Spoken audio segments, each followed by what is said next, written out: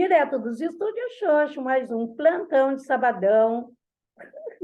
Plantão de sabadão. É plantão do sapatão no sabadão, né, gente? Hoje é dia 19 de novembro de 2022, um sabadão ensolarado na cidade do Monteiro Lobato.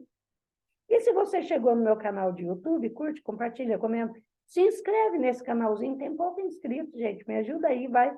Agora, se você for bem fofo, quiser me fazer um pix, a chave é minprado@gmail.com. Eu sempre deixo na descrição desse vídeo. E se me quiserem seguir nas outras redes, eu vou ficar mó felizona. No Facebook é Inês Prado, no Instagram é Inês Espontânea, e no Twitter, coitado, que está para morrer, é @InêsDLX. Vamos para a matéria do João Filho, que é um jornalista do The Intercept Brasil.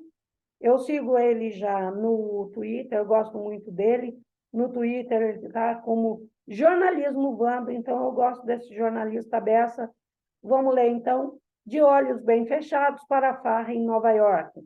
Imprensa fez duras críticas à carona de Lula em jatinho, mas silenciou sobre viagem de ministros do STF, bancada por empresa de João Dória.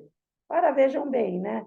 Que aquele Lead Conference Brasil, ou Lead Brasil Conference, já não lembro a ordem, ela foi ali promovida pelo João Dória, o grande promotor brasileiro, né, que voltou aí a promover desfile lá em Campos do Jordão de cachorrinho de madame, vestido com roupinha de boutique de cachorro, o promotor que vai promover aí movimentos como Cansei, né? Então, esse João Dória, promotor aí, juntou 260 empresários bilionários do Brasil e chamou alguns ministros do STF. Vejam vocês. Mas vamos ler aqui a matéria do João Filho, antes de eu ficar comentando aí. Bolsonaro sumiu, ficou deprimido e abandonou o emprego. Para o país nada mudou, já que o futuro ex-presidente nunca foi muito afeito ao batente. Nos 4 anos de mandato, Bolsonaro se comportou como se estivesse em campanha eleitoral permanente, atacando adversários e as instituições, passeando de moto, jet ski e confraternizando com a sua criação de gado no cercadinho. A impressão que se tem é que em poucas semanas, como presidente eleito, Lula já acumulou mais horas trabalhadas como presidente do que Bolsonaro nos 4 anos de mandato. Pois é, né, gente? O Lula está trabalhando como presidente nesses 2 meses sem receber como presidente, né? Então, vocês vejam aí que o Lula até agora está numa vaga arrombada, porque ele está trampando, mas não está recebendo um centavo por isso. Mas vamos lá.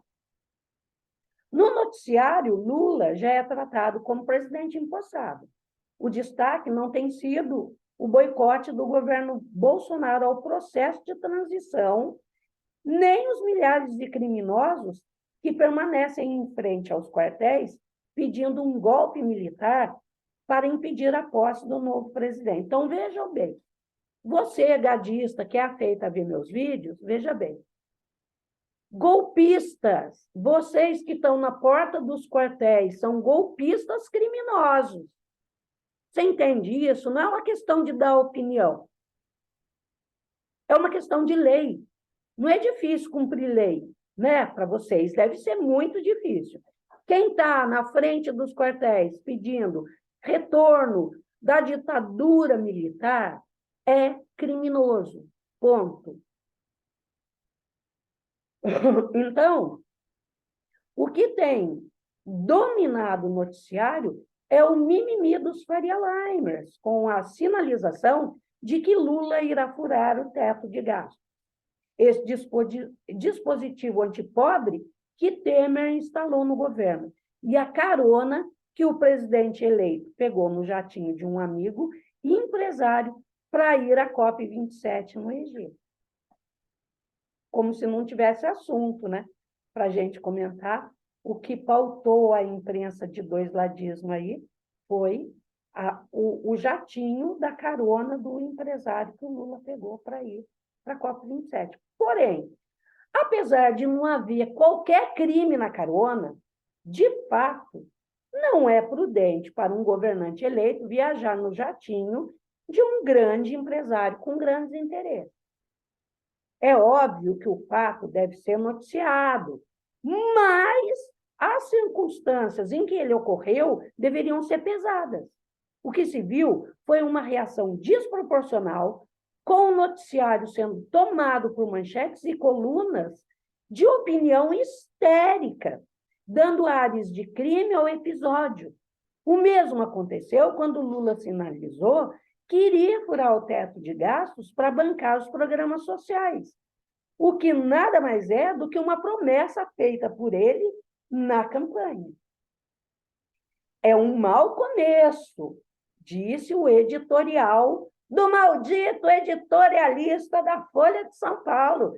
Assim como no Estadão, na Folha também temos um maldito editorialista. E também os colunistões mais badalados da grande imprensa. Sabemos, né? Estadão, estamos falando daqui, né? Mas, entre outros, o Globo e tudo mais. Vamos lá. As circunstâncias não deram muitas opções para Lula participar do evento. A equipe da Polícia Federal, que faz a segurança do presidente eleito, recomendou um voo particular. Claro, ele não poderia embarcar em um voo comercial e correu o risco de ser atacado por um bolsominion alucinado, coisa que a gente sabe que tem acontecido pra caralho, né, gente? Perdi. Mas um voo particular do Egito custa uma fortuna e o PT alega não ter recursos para financiar as viagens programadas para acontecer antes da posse. As verbas do fundo eleitoral também não poderiam ser usadas após a eleição. Diante da falta de opções, Lula calculou que seria melhor arcar com o custo político da carona do que ficar de fora de um evento de grande importância para o Brasil e para o mundo. Olha, agora vocês vejam, essa parte aqui é muito boa. O episódio ganhou as grandes manchetes e o escrutínio intenso do colunismo nacional. Olha, vejam vocês, como essa gente brasileira é sabuja, como essa gente é colonizada, é de lascar. Vamos lá. Houve manchete afirmando que a carona no jatinho ofuscou a passagem do presidente eleito pela COP27, o que parece ser mais um desejo do que um fato. Lula, mesmo sem mandato, foi tratado como a grande estrela do evento pela imprensa internacional. O New York Times classificou sua passagem pelo evento como exuberante. A Bloomberg diz que ele foi recepcionado como herói. A Reuters afirmou que ele foi recebido como um astro de rock. O Brasil deixou de se tornar motivo de chacota internacional para voltar a ser tratado como um ator global relevante. Apenas no noticiário brasileiro, o sucesso de Lula no Egito foi ofuscado pelas manchetes sobre o jatinho. Vocês vejam, né? Que coisa interessante. Como essa gente sabuja é interessante. Tudo que as matérias do exterior, os grandes jornais do exterior colocaram sobre o Lula, para eles não valeu de nada, porque tem um jatinho. Ai, o jatinho, ó. O Merval Pereira estava rasgando o cu na unha. Ai, o jatinho! Vamos lá. O escarcéu em torno da carona não contribui em nada para o país, mas alimenta o ego do jornalista viciado no doisladismo, aquele que sente uma necessidade mortal de mostrar ao público que é um profissional isento capaz de bater em Lula e Bolsonaro, mesmo que isso seja necessário, mesmo que para isso seja necessário forçar a barra. Alimenta também o imaginário dos lunáticos criminosos que se aglomeram em frente aos quartéis e que não aceitam a vitória de Lula. O estardalhaço em torno da viagem de um presidente que nem tomou posse foi inversamente proporcional ao barulho feito em torno da viagem que ministros do STF, o governador de São Paulo, o presidente do Banco Central e integrantes do TCU fizeram para Nova York para participar de um evento empresarial. O evento foi organizado pelo LIDE, uma empresa do João Dória Júnior. Esse episódio, sim, mereceria grande espaço na imprensa, mas pouco se falou. Eu virei a internet atrás de textos críticos ao evento e só encontrei dois. Uma, coluna de Conrado Hubner, na Folha, e outra, do Ricardo Mendonça, no Valor. A única coisa que ganhou destaque foram as agressões de bolsominions alucinados contra os juízes em solo americano. Sobre o evento em si, quase nada. Para vocês verem, né? Essa midiona golpista está de volta e está com força total. Bora lá para o João Filho. Mais da metade do STF foi para Nova York, com tudo pago pela empresa do político e empresário João Dória Júnior. Também não há crime nisso, mas a promiscuidade entre juízes do principal tribunal do país com empresários em solo estrangeiro deveria ser motivo de intenso escrutismo do jornalismo brasileiro. De olhos bem fechados, não é mesmo?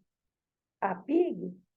6 ministros estiveram presentes no Conde Scott empresarial, representando mais da metade do Supremo, para falar sobre o tema, o Brasil e o respeito à liberdade e à democracia, sob moderação do jornalista Merval Pereira. Esse mesmo Merval que meteu a boca, viu? Aí no jatinho da carona do Lula. Bora lá. O evento foi patrocinado e apoiado por grandes bancos e empresas de diversos ramos de atividade. Banco Master, Acciona, Binance, Bracel, CNSEG, Cosan, Eletra, JF, Febraban, JHSF, Bradesco, Coelho da Fonseca e Grupo Safra. É, no mínimo, curioso que nenhuma das autoridades brasileiras presentes no Conde Scott Internacional, com exceção do chefe do Banco Central, tenha registrado a participação em suas agendas oficiais. Então, esses ministros do STF, eles foram lá palestrar, mas não colocaram na agenda oficial. Eles foram como se tivessem ido a um passeio. Bora!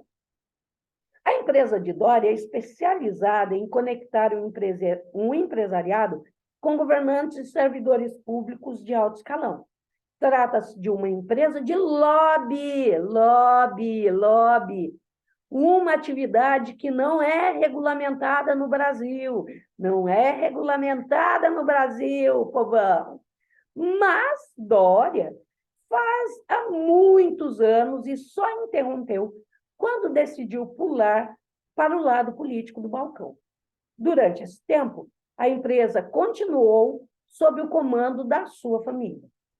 Isso não deveria ser tratado com tanta naturalidade. É desagradável ter que criticar o STF enquanto golpistas estão em frente dos quartéis pedindo o fechamento dele.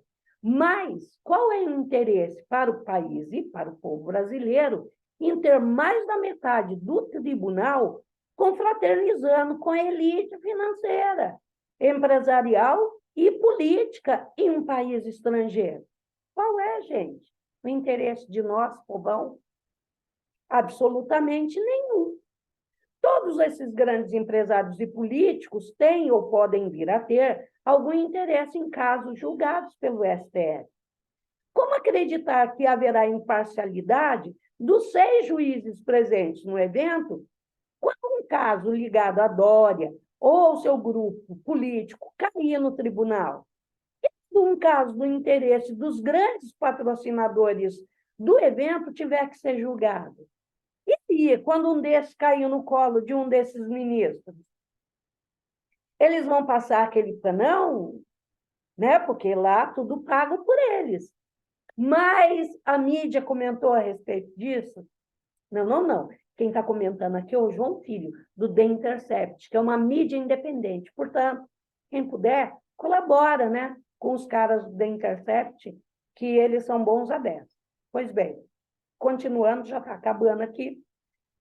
Entre aspas, não basta o juiz ser honesto, ele tem que parecer honesto, fecha aspas. Essa não é apenas uma frase de efeito, é um preceito básico da magistratura. É estranho que mais da metade do STF viaje com um voo, hotel 5 estrelas, alimentação e transporte em Nova York pagos por grandes empresários. E isso não ganha as manchetes. Essa flagrante promiscuidade foi tratada de forma lateral no noticiário, enquanto a viagem de um homem que ainda não exerce cargo público ganhou ares de escândalo. O fato é que Lula viajou para um evento de interesse público, enquanto o STF viajou para um evento de interesse privado. Mas apenas a viagem do presidente eleito mereceu destaque por parte dos jornalistões brasileiros, que, curiosamente, são os mesmos que fecharam os olhos para os arbítrios da Lava Jato contra Lula e seu grupo político. Significa, termino João Filho aqui. Porra, eu li para vocês, espero que vocês tenham chegado até o fim. Vocês podem ler também, porque o The Intercept Brasil é uma mídia que qualquer pessoa pode acessar, porque ela não tem o tal do paywall. Ela trabalha com a ajuda das pessoas, dos assinantes, né? É a contribuição que a gente dá. Então, se você chegou até aqui, do final da minha leitura e dos meus comentários, eu quero agradecer. E se quiser ler lá o The Intercept, vai lá ler, que as matérias do The Intercept Brasil são muito, mas muito boas mesmo. É claro que uma ou outra a gente tem algumas críticas, porém, a grande maioria que eu leio, eu gosto a beça. Um beijo, até o próximo, Xoxo.